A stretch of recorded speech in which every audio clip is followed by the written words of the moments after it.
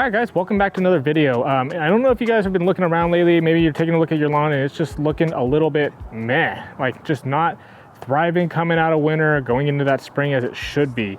But if that's how your lawn is looking, you know, maybe you need a little bit of something, all right?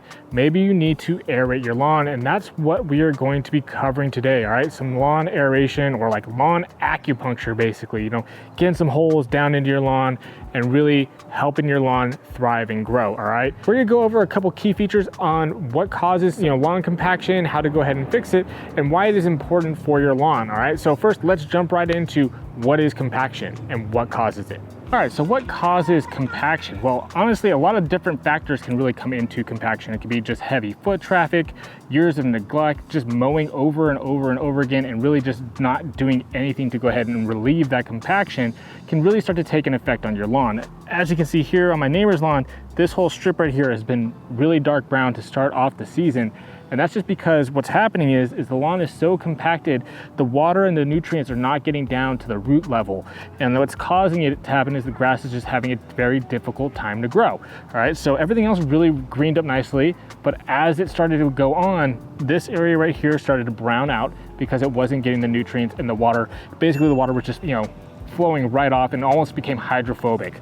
So this is a good example of when you need to go ahead and do an aeration, all right? The way I tested this, and before I know I needed to go ahead and get this aerated, was I took a screwdriver and I tried to shove it down into the soil, and I only got maybe 1/4 of an inch, half an inch, if that, down into the soil level. So that told me right off the bat that this soil here was heavily compacted and it needed some relief. So this area right here, very good example of where you can go ahead and see heavy compacted soil and when it needs some help.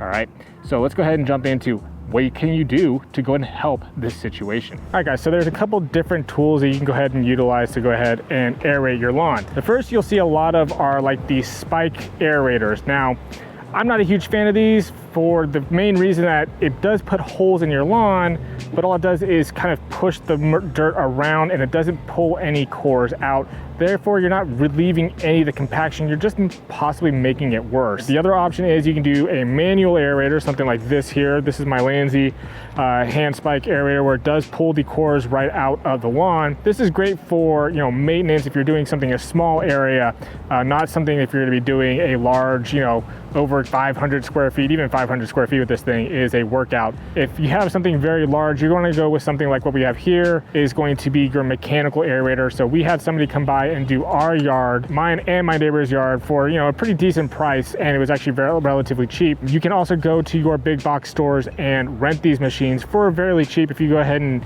maybe you have a couple neighbors that want to go ahead and split the cost, it becomes actually very cheap to go ahead and aerate all the lawns together. For us, it was, you know, a little bit cheaper to have somebody come out and just do it for us, and ultimately, you know, a lot faster and efficient for us to be able to just have somebody come by and do it.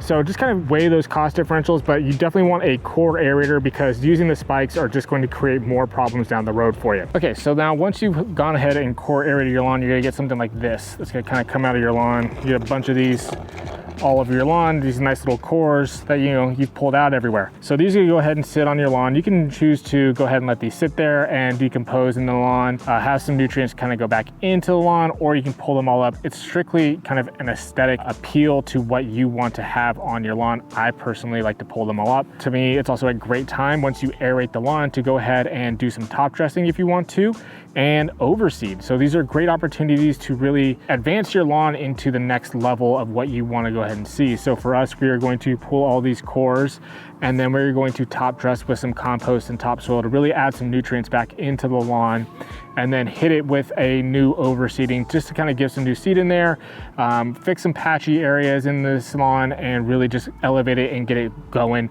to the next level. So just something you can do. Again, it's not mandatory to do to go ahead and fix your compacted lawn, but if you're going to take this step, why not take it a little bit further and go ahead and really elevate it to the next level. Next up, when is the best time to aerate your lawn? Well, if you're like me, you have a cool season lawn, the best time to do this is spring and fall. Now, if you do this in the summer, just be prepared to make your lawn toasty and crisp because it's going to have a tough time coming back. You want to do it when your lawn is actively growing in its peak cycle. So spring and fall. Now for me, I prefer to do this in the fall time just because I think there's less weed pressure. You're not dealing with as much, you know, issues then, and you can kind of set yourself up going into spring. If you do in the springtime, it's not as bad. You do kind of run the risk of having some weed pressure. You can't put down any pre-emergence to start the season off. So you can end up seeing some weeds kind of pop up on you.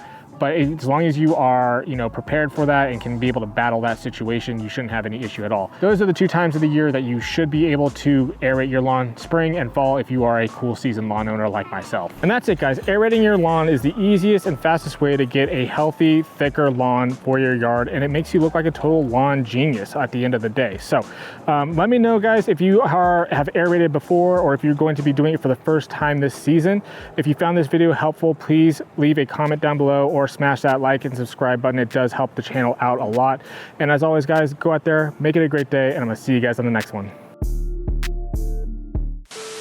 Or you can go ahead and pick them up and you know about seeds? Seeds help grass grow. That's right. That's right. Oh, I'm sorry. It's your video. It's okay, Dad.